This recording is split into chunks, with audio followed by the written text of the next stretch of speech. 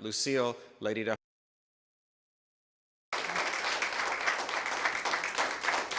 Thank you. Thank you very much. Thank you, folks. I have to tell you right off, I've got a little hearing problem with my ears. I flew about over 12,000 miles in March, and I've got a ruptured blood vessel in one of my ears, so I don't hear very well, but everybody says I'm talking okay, so I still got the southern drawl. I didn't get rid of it. The New York Times stated early on in my battle that I have a southern drawl. If you can get past it, she's got a good story.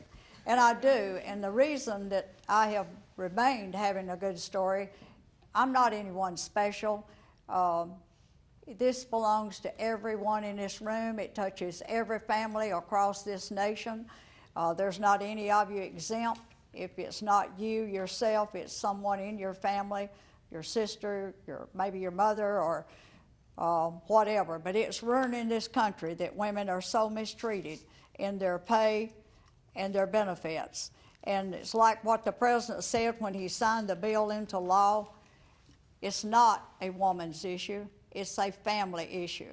It belongs to the family. And that's why this story has stayed so popular, because people are living it every day. I make a lot of trips around the country, and last year I did a lot of military bases, and the primary thing I find on them, people are having to move their mothers and mother-in-laws in their homes simply because they did not receive enough of pay during their working years to have a decent retirement. That's not right in this country, because then the family is trying to raise their children, their teenagers, and have their grandma there, and it's an interference with family life, and it's also a hardship in expense too when this happens. And I'm going to tell you a little bit about who I am. When I came to Goodyear, I was a district manager for H&R Block, managing 16 locations. Prior to that, I was assistant financial aid director at Jacksonville State University. And before that, I was one of those people who for 6 years, I worked 2 full-time jobs, 9 months a year. I worked one of them 12 months, and the other 9 months I worked another job full-time. So I worked 2 full-time jobs for 6 years. So I know what I'm talking about. I went to Goodyear in 1979 because they built the radio division in Gadsden, Alabama in 1976. And I was in my office one day and saw a good article from Business Week on the Gadsden plant and the radio division, and they were going to implement a new management style of team. That's what I believed in, and I wanted to be a part of that. I knew radio tires were the way of the future. I already had them on my car at my husband's objection, because the first ones that came out was like everything else. They were very, very high. So I started interviewing in 1978 and was hired February 5th, 1979 as a first-line supervisor. And there were 5 of us on the squad, and we were smart. There were 5 divisions at the time and about 5,000 people working at the Gadsden plant. We knew that they would put each of us in one of those divisions. So I started lobbying the best I knew how. That's when I learned to lobby, I think, because I wanted the radio division. And I did get the radio division, and I had to physically work every job from one end to the other, part of my training.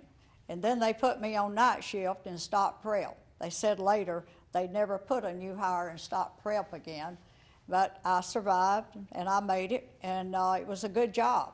That's the sad part about my story. Those jobs at Goodyear, they were good manager jobs for women. We're detailed, we follow through, and we're always on the job. So that was 1979, and I worked in every division in the plant out there through my career that was left after the downsizing, except shipping. I spent 2 years in the mailroom in the lamp black. 1998, I went into work one night, and the first thing I always did was check my mail. Out of that mail fell a note showing that my name and 3 men, just our first name. Those men were each one making $58,000 plus base pay. Mine was $3,727 base pay, and that was no overtime. See, managers on the line, first line managers, we got overtime. Time and a half, double, triple. The first initial thought popped in my mind was how much money I had lost in my overtime pay. I was embarrassed, I was devastated. I went into the ladies' lounge and walked around and sat down a minute and tried to get my composure. I didn't understand how I would get enough mustered up that I could go through a 12-hour shift I had ahead of me.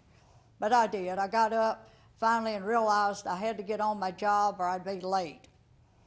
All through the night, I kept looking at people wondering who left me the note. But halfway through the night, it suddenly hit me like a ton of bricks. My retirement is based on what I'm earning. My contributory retirement was matched by a percentage from Goodyear, and I'd had that after 6 months of going to work there. My 401k at the time was 10% of what I earned, matched by 7% stock. And that cost me a lot of money through the years, just in that. And today, my Social Security as well. I was devastated all the way home the next morning. I thought about what were my options. I was 2 years away from retirement, but I couldn't let it go. I just couldn't let it go because that's not who I am. For me, growing up in the poor county of Alabama in the rural section and having to pick cotton as a child, I learned an ethic about working. You give a good day's pay for a good day's work for a good day's pay. But I couldn't let that go. I got home, I told my husband, unless you object, I said, I have to go to Birmingham and file a charge with the Equal Employment Commission. And I can tell you up front, if I start, we will be in this 8 years. There's not a quick solution to a case like this. And corporations in the corporate world, they got deep pockets. They can wait you out, they can spend you out, and they can wear you out. I said, we'll be in it a long time because I'm not a quitter, and you know that. He said, what time you want to leave? We went to Birmingham. I filed a charge with the Equal Employment Commission. The interviewer I got, she drug out of me all the details, because when you're a manager and you have to go in and say, they're not treating me right, you sound like a crybaby and a whiner. When she finished, she stayed with me about 3 hours. She dug out of me everything that had occurred to me during my career at Goodyear here in Gadsden. When she finished, she said, Mrs. Ledbetter, these people have been messing with you for a long time. I said, yes, ma'am, I understand that more today than I've ever faced it before.